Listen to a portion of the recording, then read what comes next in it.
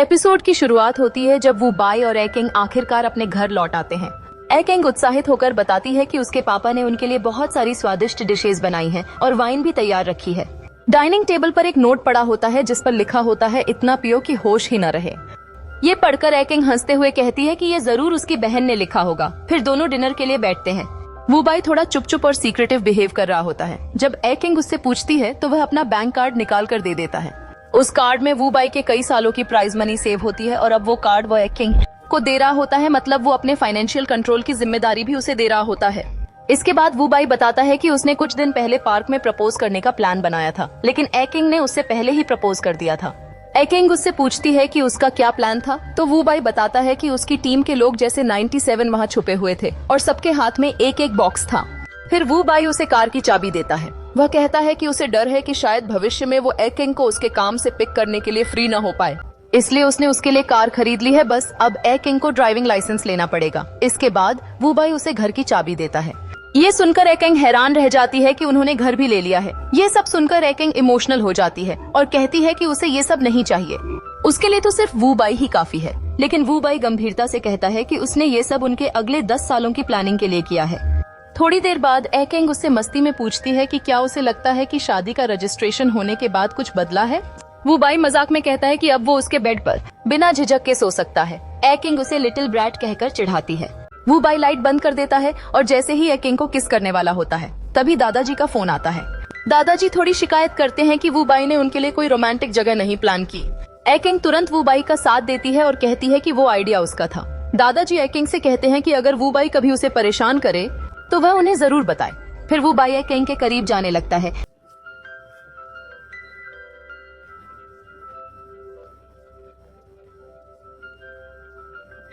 लेकिन तभी उसकी मम्मी का फोन आ जाता है जो सीधे एकिंग से बात करना चाहती हैं।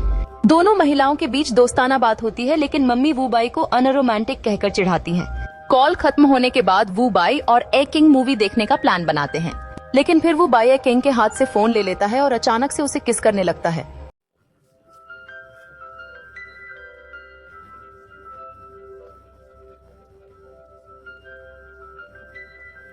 तभी फिर से किसी का फोन आता है, लेकिन इस बार वो बाई फोन उठाकर फेंक देता है क्योंकि वो अपनी वेडिंग नाइट खराब नहीं करना चाहता।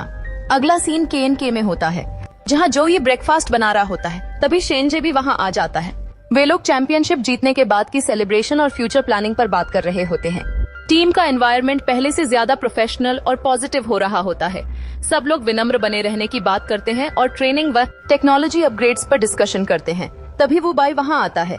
सब उसे देखकर अचानक शांत हो जाते हैं, लेकिन 97 बोलता ही रहता है और तभी बाकी लोगों को देखकर उसे समझ आ जाता है कि वो बाई पीछे खड़ा है। वो बाई काफी सीरियस मूड में होता है। फिर वो बाई अनाउंस करता है कि उसने शादी रजिस्टर करवा ली है। सब लोग शॉक्ड और एक्साइटेड हो जाते हैं। शादी अगले महीने होने वाली होती है, तो सब लोग सूट शॉपिंग और वेडिंग प्रिपरेशन मोड में आ जाते हैं। अगला सीन टेलर शॉप में होता है, जहाँ वो बाई के पापा और दादाजी फॉर्मल कपड़े ट्राई कर रहे होते हैं। वहीं वे घर के इंटीरियर डिजाइन पर भी चर्चा करने लगते हैं।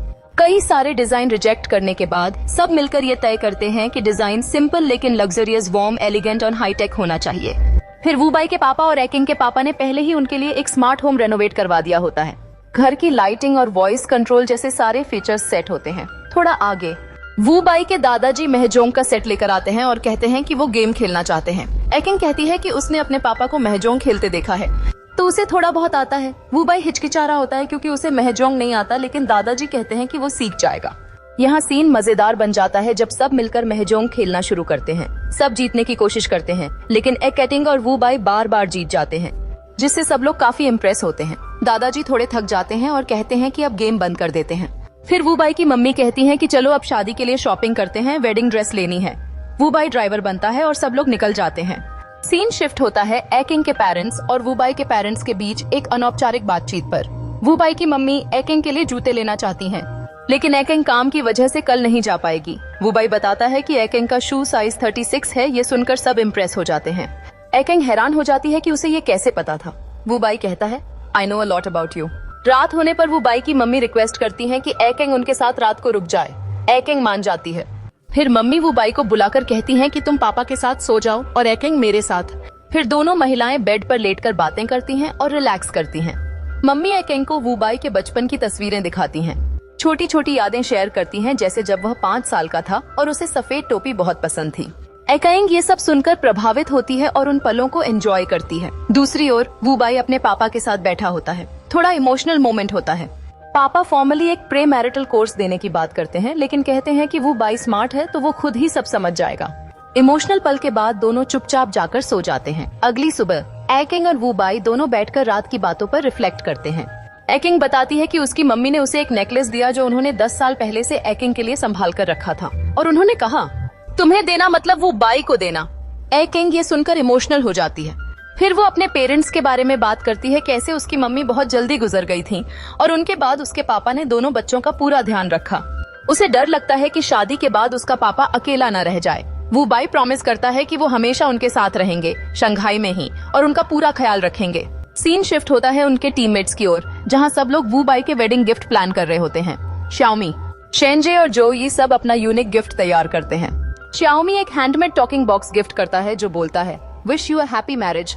शेनजे एक हथौड़ा हैमर देता है जो डीटी टीम की शुरुआत से उसके पास था, एक प्रतीक होता है स्ट्रेंथ और यूनिटी का। जो ये सबसे यूनिक गिफ्ट देता है एक रिजर्व फंड जो सीक्रेटली वू बाई की सैलरी से बचाया गया अमाउंट था। जब उसने पहली बार जोई सबसे यूनिक गिफ्ट देता है एक रिजर्व फंड जो सीक्रेटली वू बाई की सैलरी से बचाया गया अमाउंट था, जब उसने पहली बार शेनजे को टीम में लिया था। शेनजे ने उस पैसे को कभी यूज नहीं किया और अब वो पैसे वापस देता है वू बाई को टीम बिल्डिंग और बोनस के लिए। सब काफी इम्प्रेस होते हैं और बात निकलती है बैचलर पार्टी की। सब एक्साइटेड हो जाते हैं, बोलते हैं swimming pool, pretty girls, champagne जैसा टीवी शोज में होता है। लेकिन ट्विस्ट ये होता है कि असल में कोई बैचलर पार्टी होती ही नहीं। वू बाई सिर्फ 97 और एक और दोस्त को अपने रूम में ले जाता है, जहां वो अपनी शर्ट आयरन कर रहा होता है। उसका दोस्त फोन पर कंप्लेन करता है ही लाइड टू अस, लेकिन उसकी गर्लफ्रेंड जिंग जिंग भी उसकी बात सुनने को तैयार नहीं होती। सीन की एंडिंग में शादी के सेटअप और अरेंजमेंट पूरे हो जाते हैं।